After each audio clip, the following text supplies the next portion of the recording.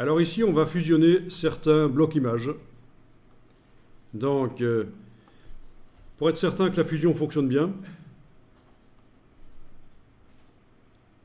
ben, ce serait une bonne idée de déplacer une poignée, là, pour que l'image du dessus déborde sur celle du dessous, par exemple. Vous voyez?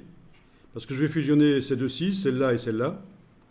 Et en faisant déborder celle du dessus sur celle du dessous carrément, je m'assure que la fusion fonctionnera bien. Ensuite, j'active les deux et je vais utiliser le Pathfinder de InDesign pour fusionner les deux blocs. Laquelle des deux images va rester? Celle qui se trouve au-dessus. Celle qui se trouve au-dessus de l'autre. Donc si vous voulez conserver dans ce cas-ci les flamants roses, il va falloir, avant de faire la fusion, dans la palette des calques, déplacer l'empilement.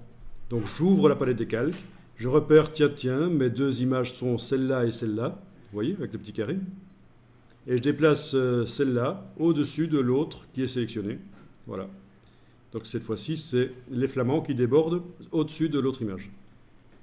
Ou plutôt l'image de là qui passe par en dessous. Voilà.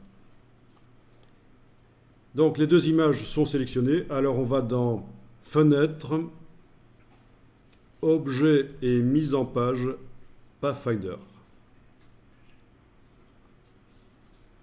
Et là, vous avez l'option de la réunion, c'est là. Vous cliquez. Et voilà, comme prévu, une des deux images disparaît et les deux blocs ont été fusionnés. Objet, ajustement, remplir le bloc proportionnellement. Et voilà. Et ça peut amener un peu de diversité dans votre mise en page et ça peut être le bienvenu, ça. Hein, de fusionner des blocs. Évidemment, on perd une image, mais au moins, on a un peu de diversité dans la mise en page.